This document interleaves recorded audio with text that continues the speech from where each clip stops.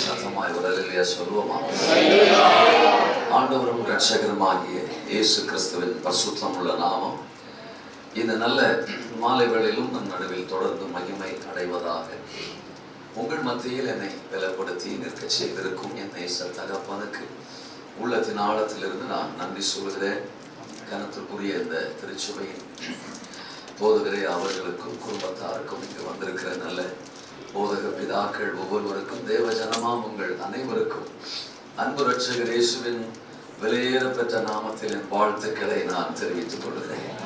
நான் பிரசங்கிக்கும் இயேசு உயிருள்ளவர், அவர் சர்வ வல்லமையுள்ள கர்த்தர்.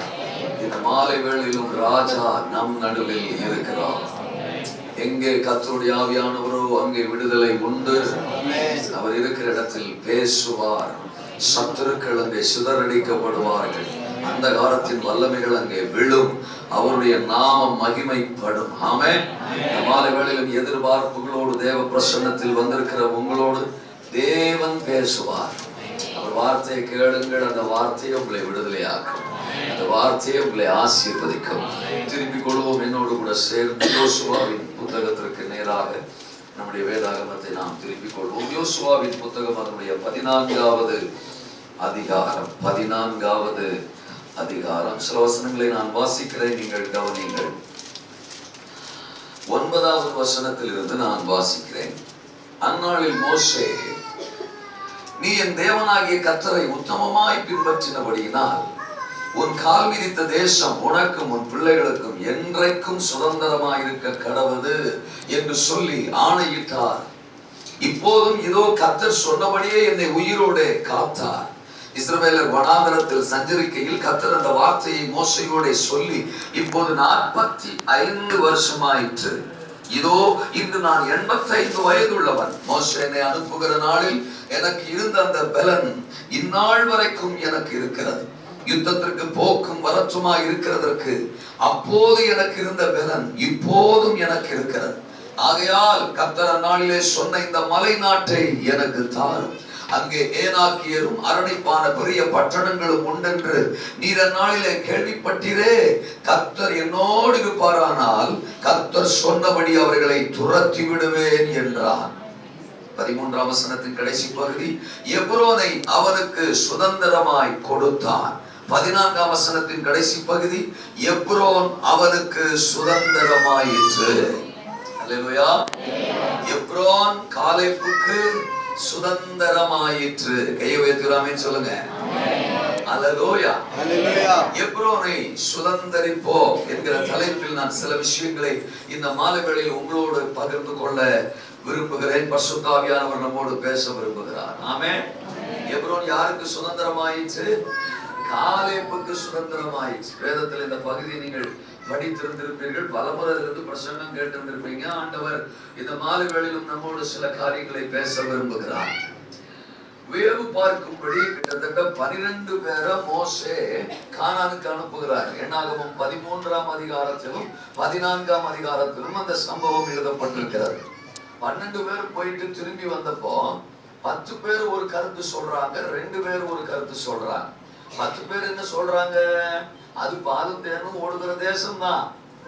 ஆனாலும் ஏனாக்கின் குமாரரை நாங்கள் அங்கே கண்டோம். பெரிய பெரிய ராட்சசமான ஆட்கள் அங்க இருக்கிறாங்க. அதனால அவர்களை எல்லாம் விரட்டிட்டு தேசத்தை சுதந்திரிக்கிறதுங்கிறது நடக்கிற காரியமே கிடையாது. நாம் அதை சுதந்திரிக்க வாய்ப்பில்லை அப்படின்னு பலவீனமான அவிசுவாசமான எதிர்மறையான கருத்துக்களை சொல்லி சபையில ஒரு பெரிய குழப்பத்தை உண்டு பண்றாங்க 10 பேர். 2 பேர் மட்டும், யோசுவாவும் காலேபும், இவர்கள் இருவர் சொல்லுகிறார்கள், சோதரா, கர்த்தர் நம்மோடு இருக்கிறார், கர்த்தர் நம்மேல் பிரியமா இருக்கிறார், தேசத்தை நமக்கு கொடுப்பார். அதுல சொல்லுங்க. ஏன்னா அவர் அந்த வாக்குத்தத்தம் பண்ணி இருக்கிறாரு. கானான் தேசத்தை வாக்குத்தத்தம் பண்ணி இருக்கிறாரு, கொடுப்பேன்னு. அப்ப கொடுப்பேன்னு வாக்குத்தத்தம் பண்ண தேசத்தை நிச்சயம் நமக்கு என்ன செய்வாருங்க? கொடுப்பார். அதுல எந்த மாற்று கருத்தும் கிடையாது. கலகம் பண்ணாதீங்க, தேவனை காயப்படுத்தாதீங்க, சோதரம், தேவனை பிரியப்படுத்துங்க, தேசத்தை நமக்கு என்ன செய்வார்? கொடுப்பார் அப்படின்னு சோதரம் இவன் சொல்றான். அந்த நாள்ல ஆண்டவர் என்ன சொல்றாருன்னா, அந்த 10 பேர் ஜனங்களை குழப்பினதுனால அவர்களுடைய வார்த்தை நிமித்தம் ஜனங்களும் புலம்பினதுனால அவிசுவாசப்பட்டதுனால தேவனுடைய வாக்குத்தத்தத்தை குறித்து அவங்க சந்தேகப்பட்டதுனால என்ன நடந்தது? யாரெல்லாம் அவிசுவாசப்பட்டாங்களோ அவங்க எல்லாருமே வனாந்திரத்துல மாண்டு போவார்கள். அவங்க யாருக்கும் கானான் கிடையாது. ஆனா யோசுவாவும் காலேபும், அல்லேலூயா சொல்லுங்க, விசுவாசித்தபடியினால், என்னை நம்பினபடியினால், என் வாக்குத்தத்தத்தை நம்பினபடியினால் அவர்கள் போய் கால் மிதித்து வந்த தேசத்திற்குள் நான் அவர்களை பிரவேசிக்க பண்ணுவேன். அல்லேலூயா சொல்லுங்க.